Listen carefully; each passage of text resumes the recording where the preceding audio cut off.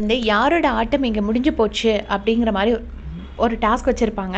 அந்த டாஸ்கில் வந்துட்டு எல்லாருமே அவங்கவுங்களுக்கு தெரிஞ்ச பேரை சொல்லியிருப்பாங்க. அதில் வந்துட்டு என்னுடைய இதில் வந்துட்டு ஸ்டாப் நாச்சாக சொன்ன ஆன்சர் வந்து அரோரா சொன்ன ஆன்சர் தான். அவங்க சூப்பராக சொல்லியிருப்பாங்க. இந்த மாதிரி பாரு வந்துட்டு 70 டேஸ் ஆகிடுச்சு, இங்கே தேவையான சண்டை எல்லாமே அவங்க மூட்டி விட்டு விளாண்டு முடிச்சாச்சு, இனிமேல் இருந்தால் ஸ்போர்ட்ஸ்மேன்ஷிப் கிடையாது, ஜட்ஜாக இருந்தாலும் சண்டை போடுவாங்க, கேமில் இருந்தாலும் சண்டை போடுவாங்க, இதை தான் நம்மளும் சொல்கிறோம், டிடிஎஃப்ல என்னெல்லாம் சண்டை போட போகிறாங்களோன்னு ஒரு ஆன்சர் சொல்லியிருப்பாங்க.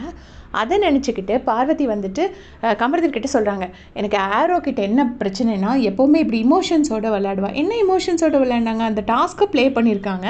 எப்படியும் எல்லாரும் யார் பேரையும் வேணால் சொன்னாங்க, அவங்களுக்கு இந்த பேர் வந்து வேலிட் இல்லைன்னு தோணியிருக்கும். அவங்கவுங்க ஃபேன்ஸுக்கு இது தப்பு அது தப்புன்னு தோணியிருக்கும்.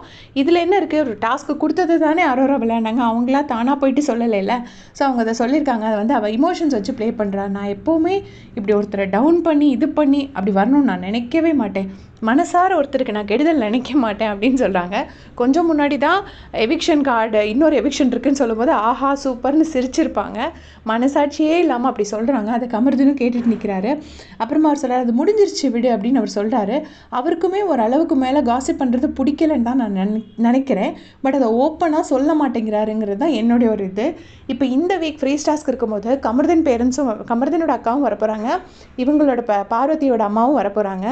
யாரை ஃபஸ்ட்டு கொண்டு வர போகிறாங்க விஜய் டிவி அப்படிங்கிறது எனக்கு சத்தியமாக தெரியல. ஏன்னா கமரு அக்கா ஃபஸ்ட்டே கொண்டு வந்துட்டு ஆட்டமே க்ளோஸு, பாரு அம்மா வரும்போது அங்கே எதுவுமே இருக்காது. அதனால முதல்ல பாரு அம்மாவை கொண்டு வந்துட்டு அப்புறமா கமருதீனோட அக்காவை கொண்டு வருவாங்களா என்ன அப்படிங்கிறத நம்ம பொறுத்திருந்து தான் பார்க்கணும்.